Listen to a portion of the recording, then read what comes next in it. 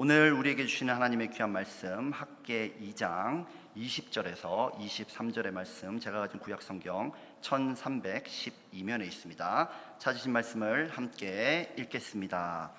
그달 24일에 여호와의 말씀이 다시 학개에게 임하니라. 이르시되 너는 유다 총독 스룹바벨에게 말하여 이르라.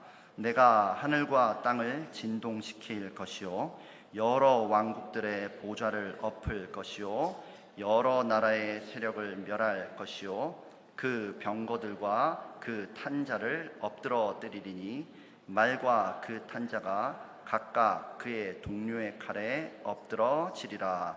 만군의 여호와가 말하노라. 스알디엘의 아들 내 종 스룹바벨아, 여호와가 말하노라. 그날에 내가 너를 세우고 너를 인장으로 삼으리니 이는 내가 너를 택하였음이니라. 만군의 여호와의 말이니라 하시니라. 아멘. 오늘 본문은 하나님께서 열방을 심판하시고 유다 총독 스룹바벨에게 하나님 나라의 권세를 주시겠다는 학개 선지자의 예언을 담고 있습니다. 유다 백성들은 바벨론 제국에 의해서 나라가 패망한 후에 포로로 끌려가죠. 끌려갔다가 페르시아 제국으로 정권이 바뀐 후에 고향 가나안 땅으로 돌아왔습니다. 그리고 하나님의 성전을 재건하려고 했죠. 그러나 가나안 토착민들의 반대와 저항이 보통이 아니었습니다. 그들은 자기들이 사용할 수 있는 모든 방법을 총동원해서 성전 건축을 방해했고요. 심지어 페르시아 중앙정부에 투서까지 보내면서 정치적인 압박을 더했었습니다. 마침내 유다 지역의 갈등과 반란을 우려한 페르시아는 성전 건축을 중단시켜버려요. 이로부터 무려 16년이 지난 어느 날 하나님은 학개 선지자를 통해서 성전 재건에 대한 하나님의 약속을 선포하셨고 공사가 재개됩니다. 이때 전했던 학개 선지자의 메시지들을 기록한 책이 구약성경 학개예요. 학개 선지자는 총 4번에 걸쳐서 하나님의 말씀을 전했는데 앞선 3번은 전부 다 성전 건축 그 자체에 대한 내용이고요. 오늘 읽은 본문이 이제 마지막 4번째 말씀입니다. 성전 건축을 이끌고 있는 스룹바벨 총독에 대한 예언입니다. 저는 이 본문을 통해 우리에게 주시는 은혜를 너를 인장으로 삼으리니 라는 제목으로 나누고자 합니다. 먼저 저는 스룹바벨에게 일어난 여러 가지 사건들을 한번 살펴보고 싶어요. 여러분, 스룹바벨이 누구입니까? 그 당시 포로 귀환 공동체를 이끈 유다의 정치 및 행정 지도자가 바로 스룹바벨입니다. 다윗 왕조는 남유다를 통해서 쭉 이어지면서 우상숭배의 죄를 반복합니다. 그리고 마침내 하나님의 심판을 받아서 기원전 586년에 바벨론의 느부갓네살에 의해서 멸망당합니다. 그리고 그보다 앞선 기원전 597년에 바벨론이 예루살렘을 한번 공격을 해요. 그리고 그때 그 당시의 왕인 여호야긴, 이 왕을 바벨론의 볼모로 끌고 갑니다. 성경에서 이제 여호야긴은 고니야 혹은 여고냐라는 이름으로도 등장합니다. 이 고니야의 아들이 누구냐? 스알디엘이에요. 그리고 그 스알디엘의 아들이 스룹바벨, 왕족이란 얘기죠. 스룹바벨은 유다 왕족 포로 제3세이면서 동시에 페르시아에 의해서 그 땅의 총독으로 임명받아 유다로 돌아온 사람입니다. 성전 건축 중단이라는 사태는 분명 스룹바벨에게도 극복하기 힘든 큰 문제였을 거예요. 페르시아의 총독, 페르시아의 신하가 왕의 명령 없이 마음대로 할 수 있는 일이 아니란 말이에요. 또 자기는 여기 온 지 얼마 안 됐기 때문에 그 지방을 주름잡고 있는 토착민들과 싸워서 이기는 것도 쉽지 않아요. 그럼 백성들은 말은 잘 들을까요? 그렇지 않았을 겁니다. 위에도 문제, 옆에도 문제, 밑에도 문제. 그러나 그는 세상의 문제나 어려움이 아니라 하나님의 말씀을 듣는 자였습니다. 학개 1장 8절에서 너희는 산에 올라가서 나무를 가져다가 성전을 건축하라. 이 말씀을 듣자마자요, 스룹바벨과 백성들은 순종합니다. 그리고 이 사건을 이렇게 성경은 기록하죠. 학개 1장 14절 말씀을 한 목소리로 읽어보겠습니다. 여호와께서 스알디엘의 아들 유다 총독 스룹바벨의 마음과 여호사닥의 아들 대제사장 여호수아의 마음과 남은 모든 백성의 마음을 감동시키심에 그들이 와서 만군의 여호와 그들의 하나님의 전 공사를 하였으니, 여기 표현상으로 보면요, 하나님께서 스룹바벨과 백성들의 마음을 감동해서 그들이 순종했다고 나오지만 현실상 또 우리의 경험상은 어떻습니까? 여러분들은 하나님의 마음의 감동을 딱 주시면 정말 가만히 있어도 순종이 정말 잘 되시지요? 저는 잘 안 됩니다. 목사님, 저는 잘 안 돼요. 하나님이 감동을 주실 때 그 감동을 따라 행하려면 정말 믿음이 필요하다. 이거 우리 경험적으로 알고 있지 않습니까? 스룹바벨이 성전 공사를 할 때도요, 여러 고민과 문제거리들이 있었어요. 과연 페르시아에서 이걸 용납해 줄까? 이방 민족들이 와가지고 테러라도 하면 어떻게? 내가 왜 사서 이 고생을 하고 있나? 이런 생각들 참 많이 했을 거예요. 그러나 스룹바벨은 하나님의 말씀을 듣고 그 감동을 따라 믿음으로 행했습니다. 그러자 하나님은 그에게 문제를 뛰어넘는 기적을 약속하셨어요. 스가랴 4장 6절에서 7절 말씀을 우리에게 주시는 말씀으로 믿고 여러분들이 큰 목소리로 읽어보겠습니다. 이는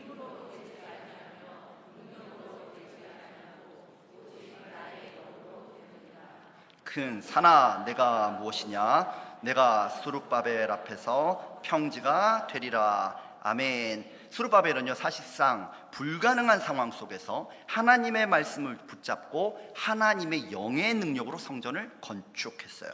우리는 하나님의 큰 일을 감당하기 위해서 뭔가 엄청난 것을 우리가 갖고 있어야 한다, 이렇게 생각합니다. 그러나 스룹바벨의 삶을 보면요, 가장 필요한 능력은 뭐냐면요, 말씀을 듣는 능력입니다. 말씀을 듣는 능력. 왜냐하면 말씀은 불가능을 가능하게 하시는 하나님의 능력이기 때문이에요. 모든 힘과 능력은 하나님의 것인 줄로 믿습니다. 우리에게는요, 힘과 능력이 없음을 인정해야 돼요.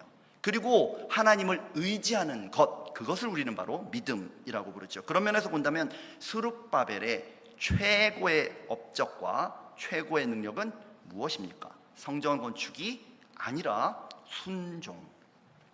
우리 중에는 아마 여기 있는 모든 분들이 진짜 스룹바벨처럼 역사에 길이 남을 막 그런 위대한 업적을 쌓지 못하는 분들도 계실 거예요. 그러나 이 모든 일을 이룬 존재가 하나님이심을 믿으시는 분들은 아멘 하시겠습니다. 그렇다면요, 하나님께서 우리 인생을 마지막에 평가하시는 기준은요, 무엇을 했냐가 아닐 거예요. 어차피 스룹바벨도 자기 능력으로 한 거 아니잖아. 그러니까 하나님은 우리가 무슨 일을 했느냐로 우리를 평가하지 않으실 것입니다. 어떻게 했냐, 그걸로 평가하실 거예요. 너는 얼마나 큰 일을 했느냐가 아니고요, 너는 어떤 마음으로 사명을 감당했느냐, 결과가 얼마나 좋으냐가 아니고요, 얼마나 순종했느냐, 너 헌금 얼마 했어가 아니고요, 넌 어떤 마음으로 드렸느냐, 이렇게 평가하지 않으시겠습니까? 참으로 스룹바벨은 귀한 사명을 감당한 사람입니다. 보통 성전 건축이라고 하면요, 하나님이 갓 포로에서 돌아온 막 불쌍한 사람들은 그 사람들의 예배를 어떻게든지 받고 싶어가지고 막 그들은 막 빨래 짜듯이 쥐어 짜내서 괴롭히고 부려먹은 것처럼 그렇게 읽혀지기가 참 쉬워요. 그러나 우리가 이 본문을 읽을 때 꼭 기억할 게 있습니다, 여러분. 성전 건축의 수혜자가 누구냐, 그걸 꼭 확인해 봐야 돼요. 유다가 여러분 멸망했던 이유는 무엇입니까? 하나님이 아닌 우상을 숭배하다가 하나님의 진노를 받아서 멸망했죠. 하나님이 아닌 우상을 숭배한 것이 그들의 죄였어요. 여러분, 우상 숭배의 핵심이 뭡니까? 우상 숭배는 결국 자기 숭배입니다. 자기 욕심에 맞는 우상을 만들어 놓고요, 자기 하고 싶은 대로 섬기고 자기 소원 들어달라고 떼쓰는 거, 우상 숭배, 곧 자기 숭배란 말이에요. 그러니까 우상 그 자체는 껍데기일 뿐입니다. 그 안에 자기 숭배가 들어있어요. 그런데 자기 생각을 부인하고 성전을 짓는 과정을 통해서 그들은 하나님의 주권을 인정하게 됩니다. 성전 건축의 수혜자는 누구입니까? 또 구약시대는요, 하나님을 바르게 예배하기 위해서 꼭 제사를 드리는 그런 성전이 필요했어요. 근데 여러분 생각해 봅시다. 예를 들어서 동네 사람들이 다 병들어 죽어가고 있습니다, 지금. 그런데 전 세계 최고 수준의 의사가 이렇게 말하는 거예요. 내가 돈이랑 필요한 거 다 될 테니까 니들 거기 병원만 지어놔. 내가 치료할게. 그러면 그걸 두고 우리는 세상에나 돈도 많은 의사가 자기 병원 지으려고 동네 사람들 부려먹는다, 그렇게 생각하겠습니까? 아니면 정말 감사하다고 생각하겠습니까? 우리가 하나님의 일을 할 때도요, 하나님이 나를 부려먹으려고 작정하셨구나, 이렇게 생각하면 그 일을 어떻게 바른 태도로 감당할 수 있겠어요? 특히 지금 성전을 짓는 사람들이 누구입니까? 포로 귀환자들입니다. 민족의 죄로 인해서 하나님이 예루살렘을 떠나셨다는 걸 알고 있는 사람들이에요. 그것 때문에 징계받고 있다는 걸 알고 있는 사람들이에요. 그런데 자기들의 손으로 성전을 지어간다는 말은 무엇을 의미합니까? 하나님이 유다에 돌아오신다. 자신들의 깊은 죄가 마침내 용서받았다. 그 증거란 말입니다. 성전 건축의 수혜자는 유다 백성들이었습니다. 우리도 세상을 살아가면서 참 여러 가지 문제를 만나죠. 어려움을 만나고 또 다 포기하고 싶을 때, 그래도 여러분 이 저녁 나의 발걸음이 교회를 향하는 것을 보면서 여러분 어떤 마음이 드십니까? 인생이 무너지고 좌절감이 들고 힘들 때 예배드리는 여러분 자신의 모습을 보면서 여러분들은 어떤 생각이 드세요?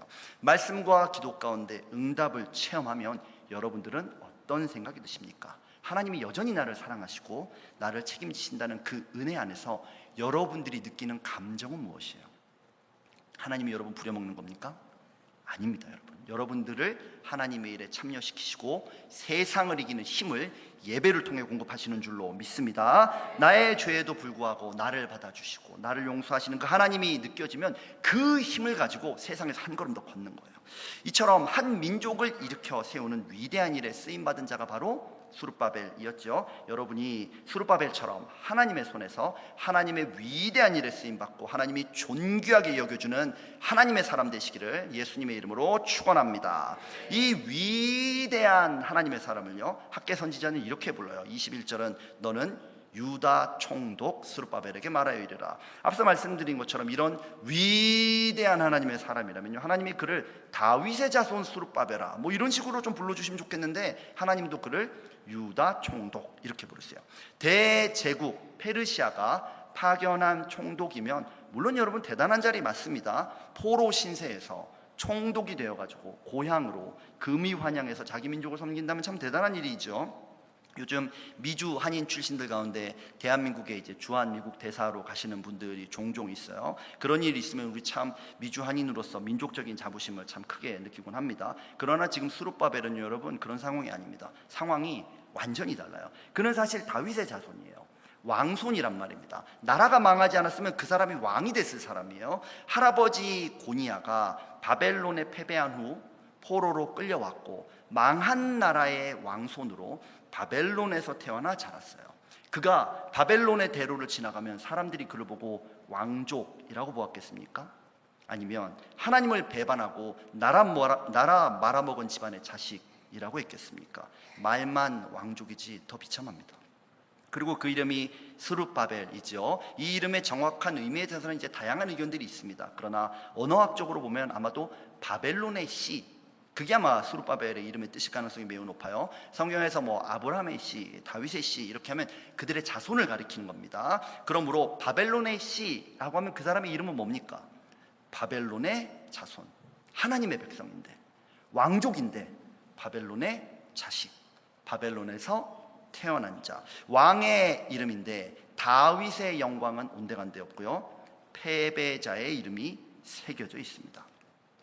그의 아버지는 다윗의 후예인 자기 아들 이름을 도대체 왜 이렇게 지었을까요? 그 자랑스럽지 못한 이름으로 길을 걸으면 유대인들은 저것 봐라, 왕의 자손이라더니 나라는 없어졌고 이 이름도 바벨론의 자식이 뭐냐. 지금 페르시아는 이 사람을 뽑아다가 유다로 보낸 거예요.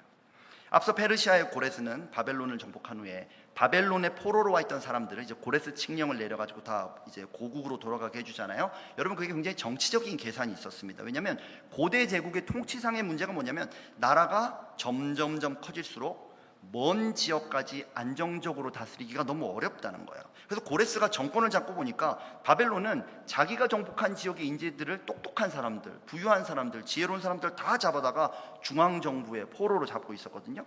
바벨론식으로 교육을 시켜서 바벨론의 인재로 만들어놨단 말이에요. 이거는 잘한 거 맞아요. 근데 그 지역은 어떡합니까? 그 지역에 똑똑한 사람 다 빼앗단 말이에요. 그러니까 그 지역의 경제가 무너지는 거예요. 그 지역의 경제가 무너지니까 세금이 안 거치는 거예요. 세금이 안 거치니까 힘들어지겠죠? 반란이 일어나는 겁니다. 그 모습을 본 고레스는 중앙정부에 있던 포로들을 자발적으로 고향으로 돌아가게 해요. 페르시아에 충성해라, 그리고 세금 잘 내라, 그런 조건이 붙어 있었던 거예요. 물론 페르시아는 또 다신교 국가였기 때문에 유대인들을 고향으로 보내주면서는 하나님 잘 섬기고 페르시아 왕을 위해서 열심히 기도해라, 그런 조건을 내걸었죠. 그 과정에서 그 지역의 포로 출신들 가운데 바벨론식으로 훈련을 잘 받은 사람들을 뽑아가지고 파견하는 거예요. 그럼 식민지역에서는 어떻게 느껴지겠어요?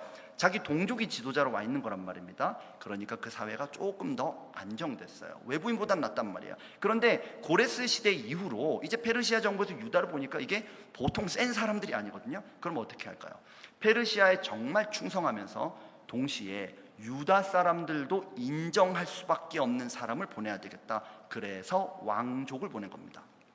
다윗의 직계 자손을 철저한 정치적 계산 위에서 보낸 거예요. 참 아이러니하죠. 패망한 나라의 왕을 아주 그냥 보란 듯이 그 나라의 총독으로 보낸 거예요. 친절하게 유다를 배려해서 보낸 걸까요? 아닐 겁니다. 제국이 너희들 위에 있다. 이걸 분명히 보여주고 싶었던 것 같아요. 그 이름도 떳떳하지 못한 바벨론의 씨.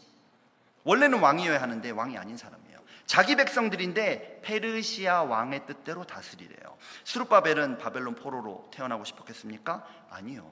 그 이름을 자기가 지었겠습니까? 아니요. 망한 왕족으로 살고 싶었겠습니까? 아니요. 태어나 보니까 그런 삶이에요. 살다 보니까 그렇게 됐단 말이에요. 이걸 어떻게 하라고요? 결코 자랑스럽지 않은 그 자리에 앉아 있는 겁니다. 아픈 자리예요. 서럽고 부끄러운 자리입니다. 자존심이 바닥에 떨어져 있는 것 같은 그런 상황이에요. 하나님은 지금 바로 그 사람을 들어서 사용하시는 거예요. 그가 그 자리에서 하나님의 사명을 붙들게 하시고 마음의 상처와 아픔을 딛고 일어나고 회복하게 하십니다.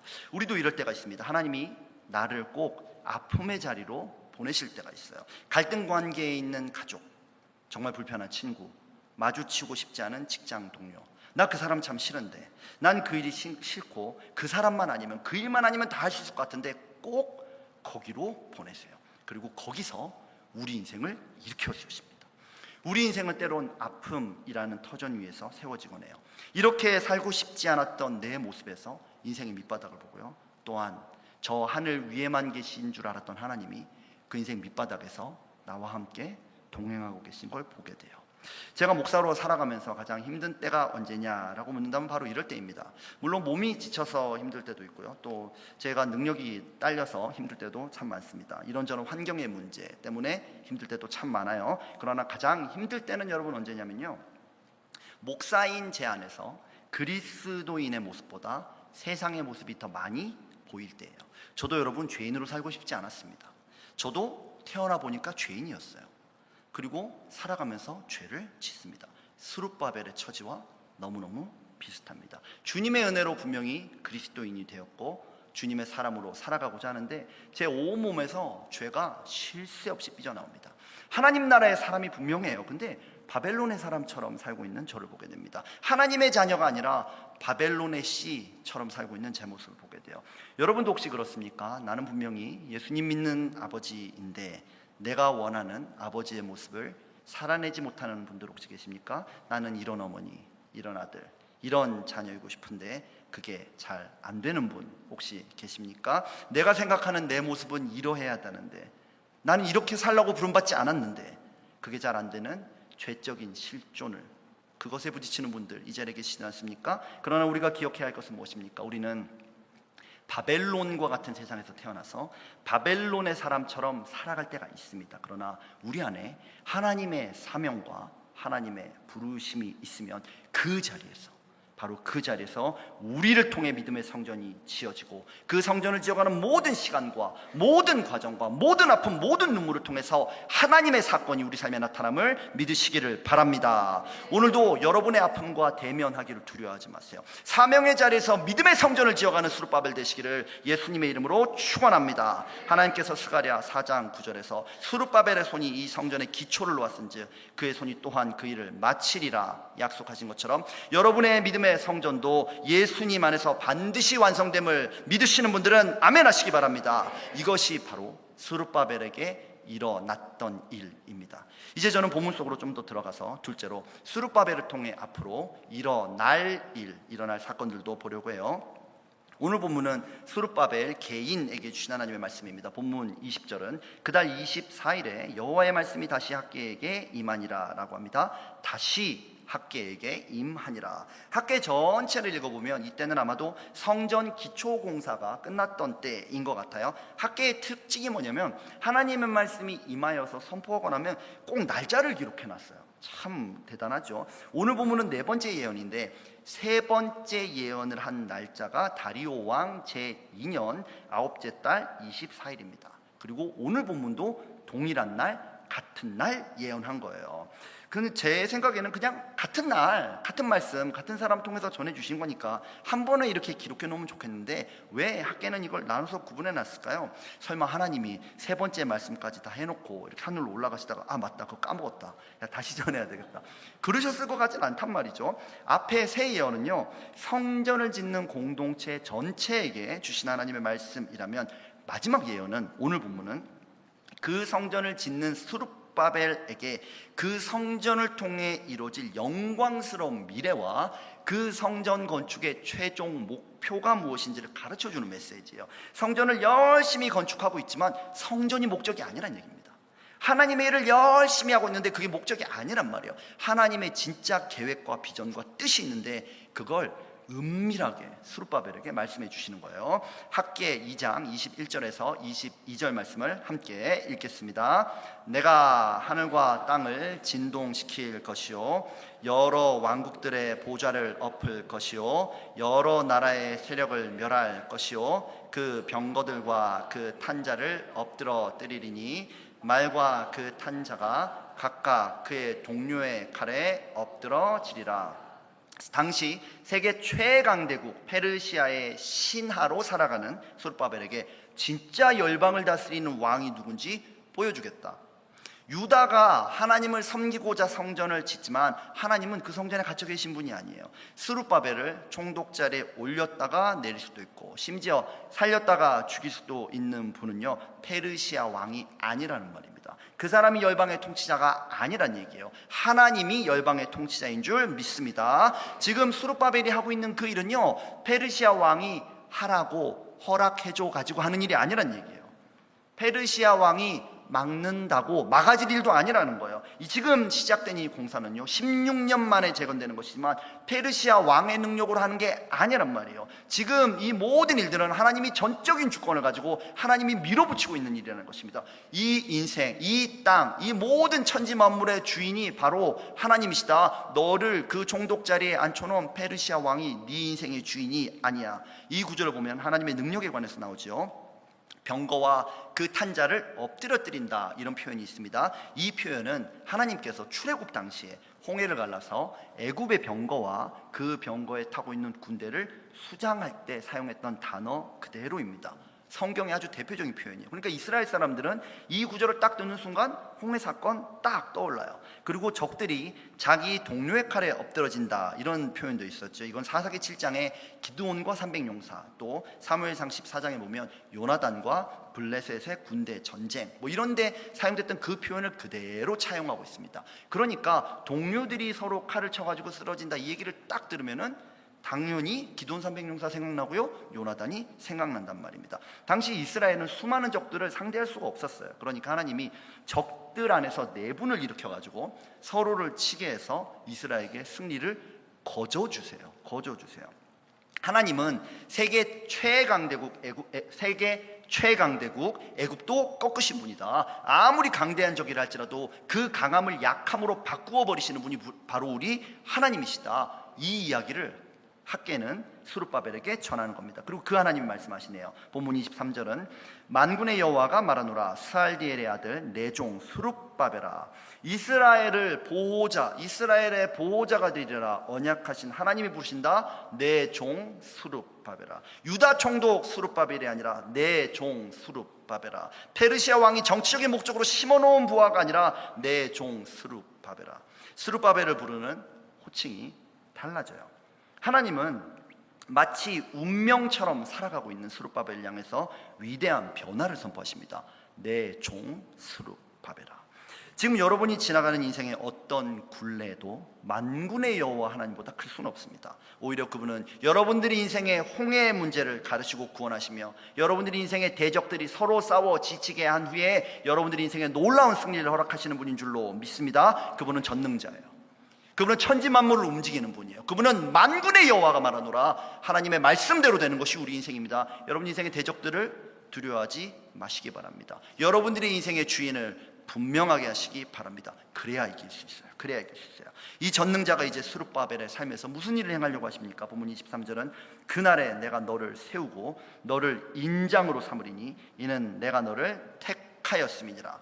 하나님께서 스룹바벨을 하나님의 인장으로 삼으신다 말씀하시죠. 한국어로는 여러분 그 인감도장이라고 혹시 알고 계십니까? 인감도장이라고 생각하시면 딱 좋을 것 같아요. 그걸 찍는다는 말이 뭡니까? 그 인장의 소유자가 그걸 보증하겠다, 그 얘기잖아요. 이 말이 스룹바벨에게는 충격적인 말입니다. 왜냐하면 스룹바벨의 가문은 자기 할아버지 때 정반대의 저주를 받았거든요. 할아버지인 고니야 때 예레미야 선지자를 통해서 하나님은 이런 말씀을 하셨습니다. 예레미야 22장 24절에서 25절 말씀을 함께 읽겠습니다.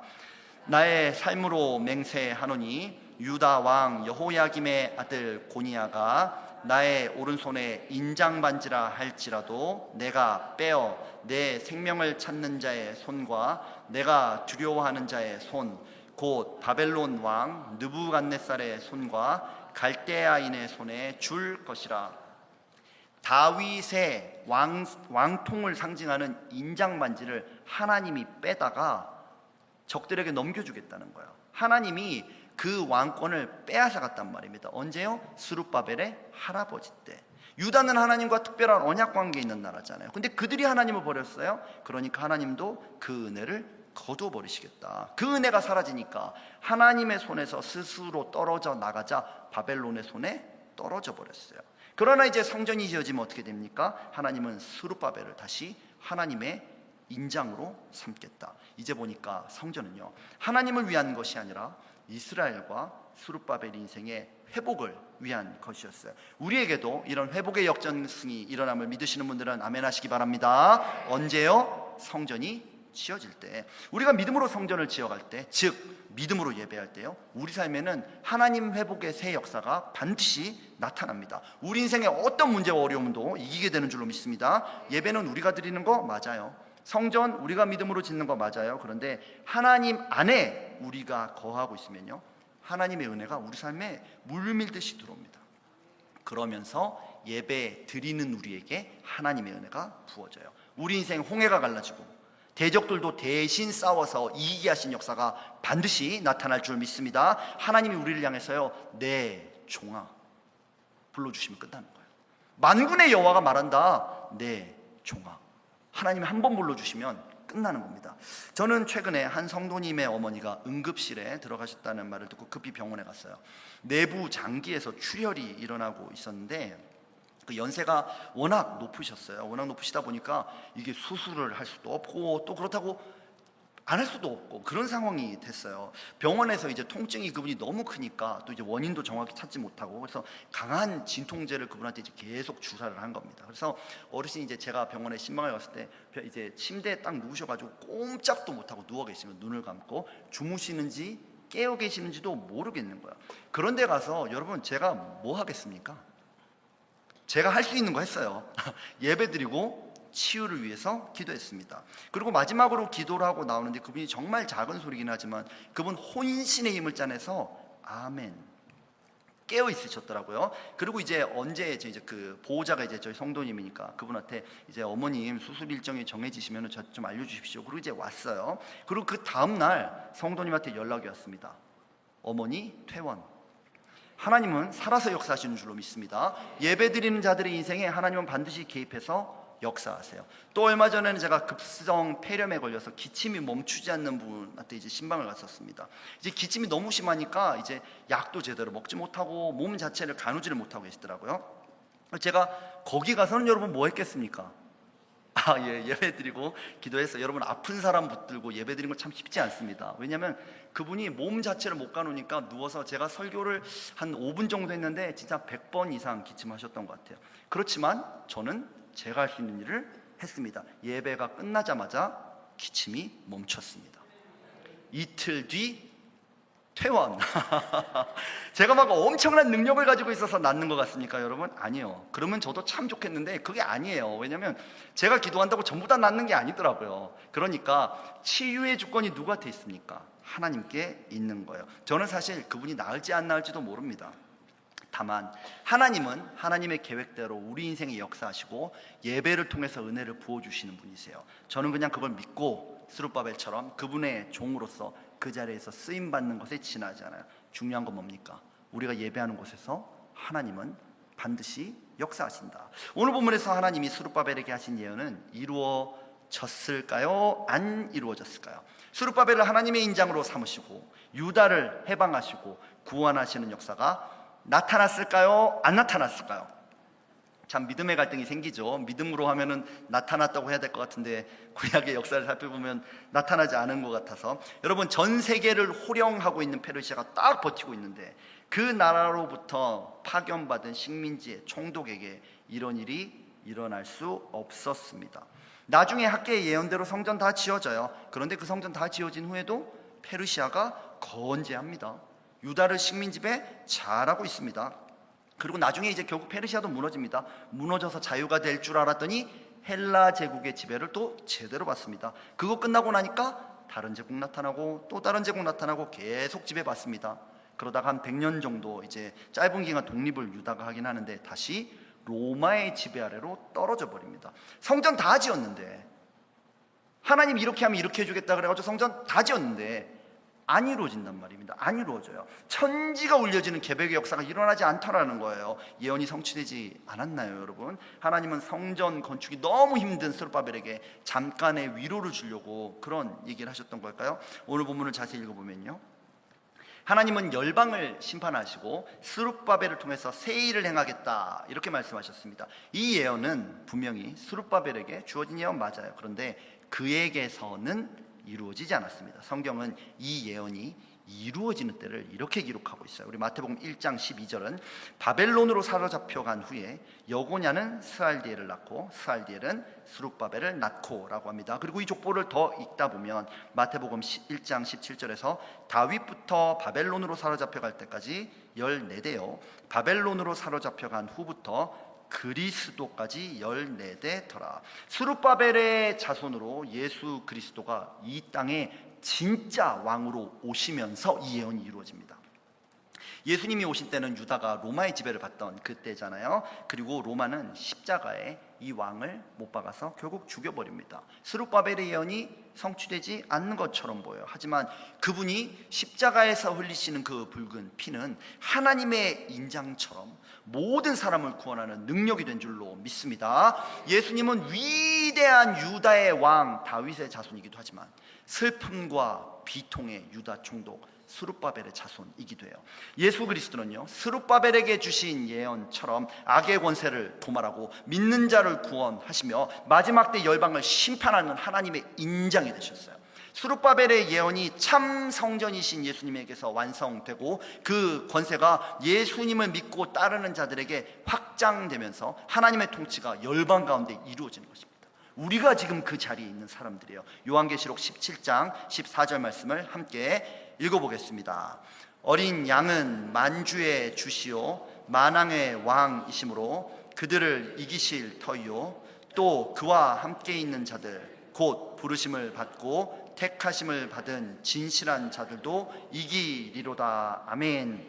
우리는 이 예수님을 믿고 따라갑니다. 그런 우리들은요, 스룹바벨처럼 세상에서 살아요. 그러나 이제부터 하나님을 그리스도 안에서 예배하며 그리스도 통치의 능력을 가지고 이 땅을 다스리는 자가 된다는 거예요. 예수님 안에서 이미 하나님의 통치가 시작됐습니다. 우리는 예배하는 모든 자리에서 어둠의 권세가 떠나가는 줄로 믿습니다. 병든 자가 반드시 일어납니다. 인생의 문제가 해결되고 지친 마음이 힘을 얻고 기적과 회복의 새 역사를 예배 가운데 꿈꾸시는 분들은 아멘 하시기 바랍니다. 설령 여러분 오늘 인생이 페르시아 제국 치아 같을 수 있어요. 여전히 내 인생의 문제들이 바뀌지 않을 수 있어요. 그러나 우리가 하나님의 종, 예수 그리스도의 종이라는 믿음의 정체성이 분명하면요, 반드시 하나님이 영광 받으시는 승리가 그리스도를 예배하는 자리에서 나타남을 믿으시는 여러분 되기를 축원합니다. 학개 2장 23절을 읽어보겠습니다. 그 날에 내가 너를 세우고 너를 인장으로 삼으리니 이는 내가 너를 택하였음이니라. 아멘. 그리스도 예수 안에서 하나님의 이런 은혜의 택하심을 받은 자가 바로 저와 여러분입니다. 그리스도의 보혈로 구원의 인장을 받은 자가 바로 저와 여러분입니다. 이제 이 은혜를 따라서 십자가의 능력으로 하나님의 통치와 회복의 삶을 예배 가운데 선포하실 분들은 아멘 하시기 바랍니다. 아멘. 이제 함께 기도하겠습니다. 여러분, 우리는 문제와 상황을 보는 자입니까? 아니면 하나님의 말씀을 듣는 자입니까? 그리고 그 말씀에 여러분들은 지금 이 시간 어떻게 반응하고 있습니까? 하나님은 우리 삶에 태산과 같은 큰 문제가 있어도 그거 평지로 만들어줄 수 있는 분이에요. 우리의 모든 아픔과 눈물까지도 사용하셔서 새 일을 행하시는 분이 바로 우리 주님이세요. 우리 예수님 안에서 하나님 승리의 인장이 우리에게 보혈의 능력 가운데 주어져 있습니다. 우리 다 함께 이 구원의 능력을 믿으며 주여 한번 부르시고 통성으로 기도하겠습니다. 주여!